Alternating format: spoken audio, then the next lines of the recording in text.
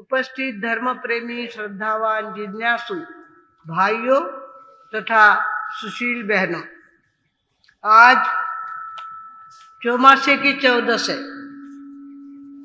और 14 का अपना एक महत्व होता है। हमारे यहाँ 5 तिथियों का महत्व है, बीज, पाचम, आठम, 11 और 14, और हम लोग पक्षी भी मनाते हैं। तो इस तरह से 5 तिथियों को कम से कम आदमी को जागरूक रहना चाहिए, ये उसके पीछे का संदेश है। भगवानों, हमारे यहाँ मिच्छामि दुक्कडम शब्द आता है। मिथ्या में दुष्कृतम, मेरे द्वारा जो दुष्कृत किया गया है वो सारा क्या हो जाए, खत्म हो जाए। इसके लिए मिच्छामि दुक्कडम, ये शब्द हमारे प्रधानमंत्री है कौन, नरेंद्र मोदी, वो भी मिच्छामि दुक्कडम इस शब्द को बहुत मानते हैं और मिच्छामि दुक्कडम देते हैं। वो संवत्सर के प्रदूषण के दिनों में मिच्छामि दुक्कडम देते हैं और कहते हैं जैनियों का बहुत सुंदर ये रास्ता है, यह मिच्छामि दुक्कडम कह करके अपने पापों की आलोचना की जा सकती है। भगवानों, इस तरह से हमारे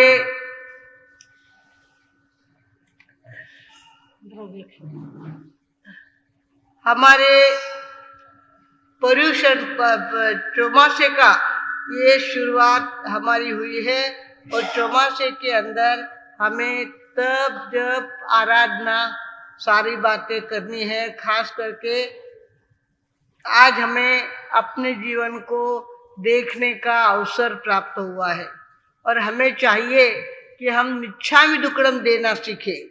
मिथ्या में दुष्कृतम, मेरे दुष्कृत सारे क्या हो जाए, मिथ्या हो जाए, मैं माफी मांगता हूँ और मेरे सारे यही पाप खत्म हो जाए। इसके लिए मिच्छामि दुक्कडम शब्द हम बोलते हैं।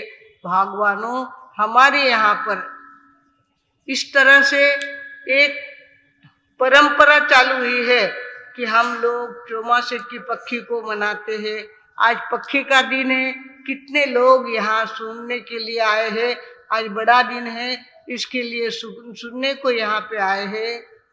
कहते हैं पुण्यामध्ये मंडप एक झुल, इथं दुकान लागले भल, माल पाहून राजी व्हाल, निकाय तरी तुम्ही बी घेऊन जाल, इथं धार्मिक मिळतोय माल, सांगा काय काय घ्याल, इथं धार्मिक मिळतोय माल, सांगा काय काय घ्याल। माल हा मुचा तपाचा भारी, त्याग हा मोठा खरा, घ्याओ 11, घ्याओ 15, हठाई तेले जरा, ये उपवासन आंबिल, सांगा काय काय घ्याल, हे उपवासन आंबिल, सांगा काय काय घ्याल, इथं धार्मिक मिळतोय माल, सांगा काय काय घ्याल। मास खमणचा मोठा लाडू, बघूया देतोय कोण, मास खमणचा मोठा लाडू, बघूया देतो कोण, महिन्यावरती पर्युषणाचा आलाय मोठा सण, महिन्यावरती पर्युषणाचा आलाय मोठा सण, या सणाची भेट काय द्याल, सांगा काय काय घ्याल, या सणाची भेट काय द्याल, सांगा काय काय घ्याल, इथं धार्मिक मिळतोय माल, सांगा काय काय घ्याल। ज्यांनी घेतला माल आमुचा, पुसा जाऊनी त्यांना, ज्यांनी घेतला माल आमुचा, पुसा जाऊनी त्यांना, गॅरंटी आमुच्या मालाची तुम्ही घेऊन पहाना, गॅरंटी आमुच्या मालाची तुम्ही घेऊन पहाना। हाय हिम्मत की तुम्ही भ्याल, सांगा काय काय झालं इथं धार्मिक मिळतोय माल, सांगा काय काय झालं इथं धार्मिक मिळतोय माल, सांगा काय काय झालं. हे दुकान लागलं आहे ह्या ठिकाणी आणि आमचा माल आम्ही देण्यासाठी तुम्हाला दाखवण्यासाठी या ठिकाणी आलेलो आहोत. भाग्यवंतांनो, आता पर्युषणाचे दिवस जोपर्यंत येत नाही तोपर्यंत तुमच्याद्वारे काहीतरी तपाची आराधना झाली पाहिजे, काहीतरी साधना झाली पाहिजे आणि काहीतरी कर्मनिर्जरा याच्यातून झाली पाहिजे. भाग्यवंतांनो, आपल्याला सुद्धा अशा प्रकारे साधना करायची आहे आणि साधना करण्यासाठी द्रव्य, क्षेत्र, काल आणि भाव 4 गोष्टी असतात. द्रव्य, क्षेत्र, काल आणि भाव या 4ही गोष्टींना समजून आपल्या जीवनात आपल्याला काहीतरी सुधार करायचा आहे. म्हणतात एक गुरु आणि शिष्य विहार करून जात होते. चौमासाचे दिवस नजीक आले होते. पूर्वी स्थानक नसायची, झोपडीमध्ये कुठेतरी त्यांना जागा मिळायची. ते कणखल नावाचं आश्रम होतं. उत्तर प्रदेशामध्ये कणखल नावाचं आश्रम होतं आणि त्या आश्रमातल्या एक झोपडीत त्यांना साधना करायची होती. म्हणून ते हिंदी बोलू ना मराठी बोलू नको, हिंदी अक्खा हिंद में जावे ना. हाँ, तो इस तरह से वे गुरु और चेले दोनों झोपड़ी की तरफ जा रहे थे. बीच में नदी के किनारे उनको एक मेंढक मरा हुआ दिखा. मेंढक मरा हुआ दिखा तो शिष्य ने गुरु से कहा, गुरुदेव आप आगे जा रहे थे और आपके पैरों के नीचे मेंढक आया है, आपको आज प्रायश्चित करना पड़ेगा. तो शिष्य ने गुरु ने कहा, बेटा मेरे पैर के नीचे मेंढक नहीं आया है और तुम बिल्कुल चिंता मत करो, मुझे मालूम है वो पहले से मरा हुआ था. थोड़े आगे गए और फिर शिष्य ने पूछा, गुरुदेव आप क्या प्रायश्चित करेंगे? अरे भाई तुझे कह दिया ना कि मेरे पैर के नीचे मेंढक नहीं आया है, तू बिल्कुल फिक्र मत कर. इस तरह से करके वो कहाँ पहुँचे? झोपड़ी में पहुँचे. झोपड़ी में पहुँचने के बाद वहाँ पे पक्षी का प्रतिक्रमण उनको करना था. प्रतिक्रमण के लिए वो बैठे. शिष्य भी आज्ञा लेने के लिए आया और उसने कहा, गुरुदेव आज आपको प्रायश्चित लेना ही पड़ेगा. अरे भाई तुझे 1 बार कह दिया, 2 बार कह दिया, 3 बार कह रहा हूँ कि मेरे पैर के नीचे मेंढक नहीं आया है. आवाज नहीं आई? नहीं आ रही, मस्त आवाज आ रही, खड़खड़ित आवाज आ रही. तो इस तरह से उसने वापस क्या किया, गुरुदेव को याद दी. प्रतिक्रमण पूरा हुआ. प्रतिक्रमण पूरा होने के बाद वापस पचकान करने के लिए वो गुरुदेव के पास गया और गुरुदेव को कहा कि आपने क्या प्रायश्चित लिया, आज कौन सा प्रायश्चित लिया है? आपके मेंढक आपके पैरों के नीचे आया हुआ है, आपने कौन सा प्रायश्चित लिया? बोले देखे 1 बार कह दिया, 2 बार कह दिया, मेरे पैरों के नीचे मेंढक नहीं आया है, तू फिक्र मत कर. इस तरह से गुरुदेव को 3 बार तो शांति रखी. चौथी बार क्या हो गया, उनको जोर आ गया और गुस्सा इतना बढ़ गया. 1 बार कह दिया, 2 बार कह दिया, 3 बार कह दिया और फिर कहता है प्रायश्चित क्या लेगा, प्रायश्चित क्या लेंगे. इस तरह से नहीं होता. वो उठे और उनको क्या ओघे की डांडी हाथ में ली और मारने के लिए दौड़े. उधर क्या पहले खम्भों की झोपड़ियां होती थी, खंबे बहुत होते हैं. तो वो बूढ़े थे गुरुदेव और ये चला जवान था. ये तो एकदम से झोपड़ी के बाद बाहर भाग गया और गुरुदेव हाथ में ओघा लेकर के दौड़ने गए तो बीच में आया खंबा. खंबे को क्या हो गया, माथा टकरा गया और वही वो चक्कर आकर के नीचे गिर गए और नीचे गिरते ही उनके प्राण निकल गए शरीर में से. और ना प्रायश्चित किया है, ना पचकान लिए है, कुछ नहीं किया, ऐसे ही मर गए गुरुदेव. और मरने के बाद उनका जन्म, आत्मा मरती नहीं है कभी, याद रखना, आत्मा कभी भी मरती नहीं है. आदमी मरता है, उसका शरीर जलता है, विसल नहीं बजनी चाहिए ए भैया, भैया, तू हाथ नहीं मत तो फिर लगा माइक बार-बार। बंद करना पड़ेगा। विसल नहीं बजनी चाहिए बिल्कुल। हाथ मत लगा बार बार। थोड़ा कम कर दो चाहे तो आवाज, पर विसल नहीं बजनी चाहिए। तो इस तरह से प्रायश्चित उसने किया नहीं। आत्मा कभी मरती नहीं है, आत्मा तो तुरंत दूसरे जन्म में चली जाती है, दूसरा जन्म वो ले लेती है। तो इस तरह से वो गुरुदेव की आत्मा जो है वहां से, वहां के जो गुरु थे, वहां के जो मालिक थे, उनके पत्नी के पेट में गर्भ रूप में गुरुदेव का वापिस अवतार हुआ। वो मरे तब कैसे थे? गुस्सा बहुत था उनको, प्रायश्चित नहीं किया था, कुछ नहीं किया था। उस कारण से शुरू से उनको गुस्से में आने की आदत पड़ गई। गुरु वो बड़ा जन्मा ना, तब से वो गर्म होने लग गया, रोता, झगड़ा करता। इस तरह से माता पिता को हमेशा ये लगता है इसकी अपेक्षा नहीं होता, बेटा तो अच्छा होता, पर ये हो गया। और इस तरह से ये शुरू से ही इतना ज्यादा गर्म स्वभाव का है, कैसे करेंगे।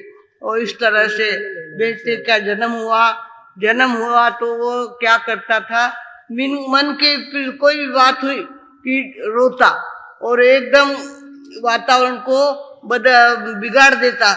इस तरह से उसकी आदत पड़ गई थी और वो बड़ा होने लग गया। बड़ा होते होते 2 साल का हो गया। 2 साल का हो गया तो क्या करता, डंडा हाथ में लेता। वहां क्या था, पहले से कनखल के आश्रम में लोग साधना करने के लिए जाते थे। वहां की आदत थी, जैसे यहाँ थानक बना हुआ है तो सारे लोग कहाँ आते हैं, यहाँ आते हैं। ऐसे कनखल के आश्रम में मोटे बड़े बड़े लोग आकर के क्या करते थे, साधना करते थे। साधना में ध्यान में बैठ जाते थे। ये जालता और देखता, ध्यान कर रहे हो, हाथ में लकड़ी लेना और उनके सिर पे मारना, पीठ में मारना, उनके माथे पे मारना। इस तरह से उसने चालू कर दिया। बेचारे लोग कहने लगे यहाँ साधना के लिए आए, अपने घर में कोई कम जगह नहीं है, यहाँ पे आए थे पर यहाँ ये उपद्रव है।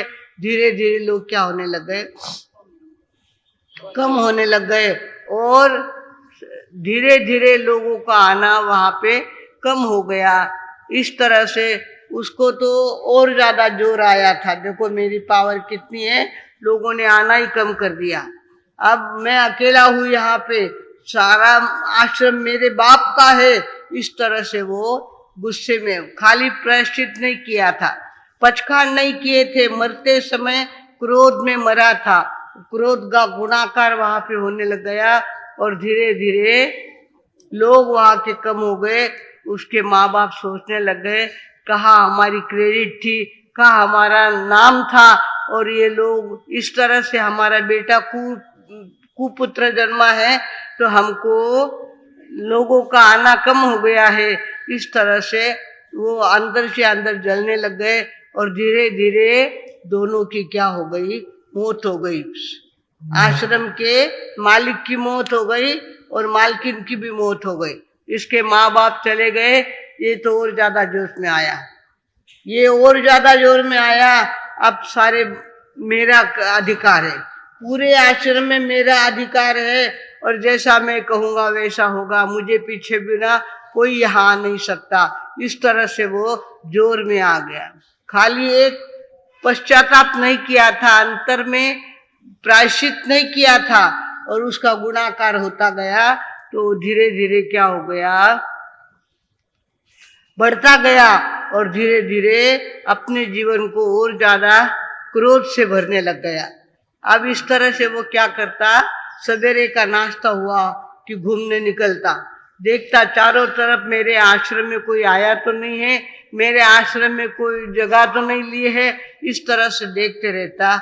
उसने देखा कि कुछ यात्री, धूप बहुत हो गई थी, इसके लिए उनके आश्रम में बहुत बड़े बड़े पेड़ थे। पेड़ के नीचे बैठने के लिए आश्रम में कुछ यात्री आ गए और वहां पर बैठने की तैयारी थी। ये उधर से चिल्लाया, कौन है यहाँ पे, किसने मेरे पेड़ के नीचे जगह ली है? चलो यहाँ से। इस तरह से जोर से वो बेचारे यात्री घबरा गए, सोचने लग गए यहाँ नहीं बैठना, अपने को यहाँ से तो चलना है। वहां से वो निकल गए, दूसरी स्थान पे चले गए और धीरे धीरे ये क्या होने लग गया, और ज्यादा जोर में आने लग गया। मेरी पावर देखो कितनी है, मेरे खाली चिल्लाने भर से सारे यात्री यहाँ से चले गए हैं। इस तरह से घबरा कर चले गए हैं।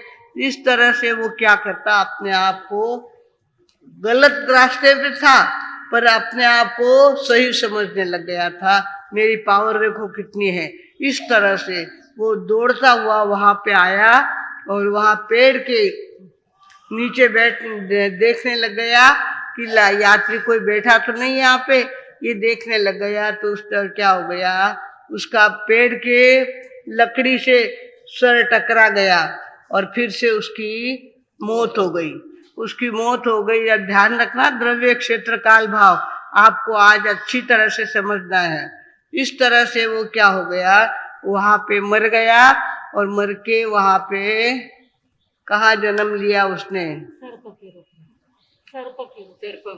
क्रोध की साधना करी। क्रोध किसको ज्यादा होता है, सांप को ज्यादा होता है। सर्प के रूप में उसका जन्म हुआ। सर्प के रूप में जन्म हुआ। पहले द्रव्य था क्या, द्रव्य था ओघे की डांडी, क्षेत्र था झोपड़ी, काल था शाम का समय और भाव थे क्रोध के और मारने के। धीरे धीरे द्रव्य बढ़ गया। द्रव्य हो गया कौन सा, उसका लकड़ी हाथ में आ गई। लकड़ी द्रव्य हो गया, लकड़ी क्षेत्र हो गया, पूरा आश्रम उसका क्षेत्र हो गया। काल उनको को पहले शाम का ही समय था, अब तो क्या हो गया, 24 घंटे उसके हो गए थे। 24 घंटे काल बढ़ गया। देखते देखते अगर हमने आलोचना नहीं करी तो देखते देखते हमारा काल बढ़ता जाता है। काल बढ़ गया और भाव कौन से थे, लकड़ी से किसी को मारना, इतने भाव थे। धीरे धीरे वो सर्प बन गया। सर्प बनने के बाद वो दृष्टिविष सर्प बना। दृष्टिविष यानी आंख में जिसके जहर होता है। वो क्या करते हैं, जैसे आप लोग बैटरी चार्ज करते हो, इलेक्ट्रिक कोई चीज चार्ज करते हो, इस तरह से वो अपने आंखों को चार्ज कर लेता, सूरज से चार्ज कर लेता, सूरज की किरणों से आंखों को चार्ज कर देता। और उसी आश्रम में कोई भी आया तो ऐसा देखता, उनके सामने देखते ही उसको जहर चढ़ जाता, सामने वाले को जहर चढ़ जाता और वहीं पर चक्कर आके वो गिरता और वहीं पर मर जाता। जैसे आदमी मरता, इसको खुशी होती, देखो मेरी पावर कितनी है, मेरे आंखों में कितनी पावर है, मैंने खाली उसको देखा, वो आदमी मर गया। इस तरह से धीरे धीरे लोग आकर के मरने लग गए और आश्रम में चारों तरफ समाचार दे दिया, इस रास्ते से कोई नहीं आवे, उस रास्ते से बाहर के रास्ते से जाए, आश्रम के आश्रय से कोई नहीं आए। इस तरह से समाचार मिल गए और धीरे धीरे लोगों ने आना कम कर दिया। अब ये क्या करता, लोग कम आने लग गए ना, ये बाट देखता कोई आया कहीं, कोई आया क्या, कोई आया क्या, इस तरह से बाट देखता तो उसको आदमी की सुगंध आती थी, आदमी की बास आती थी उसको। और जैसे ही आश्रम में कोई आदमी आता तो ध्यान करता, ओहो ये आदमी आया है। वो तैयार होकर के बैठता और अपनी आंखों से उसको देखता, वहीं पे वो गिर जाता आदमी। इस तरह से लोग मरने लग गए और इसकी आंखें क्या हो गई, द्रव्य बन गई। आंखें क्या बन गई, द्रव्य बन गई। द्रव्य से वो क्या करता, लोगों को मारता। क्षेत्र कौन सा था, आश्रम, पूरे आश्रम का क्षेत्र था। काल कौन सा था, रात और दिन का काल था। रात और दिन में वो ये काम करता रहता। भाव क्या होता, मारने का भाव होता। इस तरह से पापों की आलोचना नहीं करी, पापों का प्रतिक्रमण नहीं किया, तो धीरे धीरे द्रव्य क्षेत्र काल भाव हमारे बढ़ते जाते हैं और हमारा कर्म बंध और ज्यादा होते रहता है। इस तरह से वो क्या हो गया, सर्प कौन बन गया, लोगों को मारने वाला बन गया और धीरे धीरे मारने लग गया। द्रव्य क्या होगी, उसकी आंखें द्रव्य बन गई, क्षेत्र पूरे आश्रम का काल काल रात और दिन। रात को भी कोई आता तो क्या करता, उसको जीव जिंदा नहीं छोड़ता, मारते रहता है, और भाव हमेशा मारने का रहता था। इस तरह से वो अपने बिल में रहता था और काम करते रहता है। इधर भगवान महावीर ने दीक्षा ली थी और दीक्षा लेने के बाद उन्होंने संकल्प किया था जहाँ मेरा परिवार है वहां पे नहीं रहूंगा। उनकी मामा की 6 बेटियां थी और बहुत बड़ा उनका परिवार था, तो अपने परिवार के लोगों के बीच में नहीं रहते, वो क्या करता, जंगल में जाने लग गया। भगवान महावीर कहाँ निकले, जंगल की तरफ निकले, तो वहाँ पार पे लोग बैठे हुए थे और लोगों ने कहा भले घर का आदमी दिखता है, सुनाई रही है संत, भले घर का आदमी दिखता है, ये जंगल जाएगा और वहाँ सांप उसको क्या करेगा, मार डालेगा। उन्होंने कहा इधर मत जाओ भैया, इधर बाहर से चले जाओ, यहाँ बहुत बड़ा सांप है, जहरीला सांप है और वो तुमको खत्म कर दिया। भगवान महावीर ने संकल्प किया था मेरे रास्ते में कोई भी विघ्न आए तो विघ्न का सामना करूंगा, पर विघ्न से मुंह मोड़ करके दूसरे रास्ते से नहीं जाऊंगा, ऐसा संकल्प किया था। वे तो आगे ही बढ़ने लग गए, आगे बढ़ते बढ़ते कहाँ गए, सर्प को बास आ गई, किसकी, आदमी की बास आ गई, सुगंध आ गई, और उसने सोचा अरे तू आया यहाँ पे, अब जिंदा नहीं जाएगा। उसने क्या किया, अपनी आंखों से उनको देखना चालू किया। पर भगवान महावीर तो साधना के अवतार थे, अमृत पुरुष थे, उनको कैसे असर होना, उनको कोई असर नहीं होता था। और धीरे धीरे वो जाने लग गए।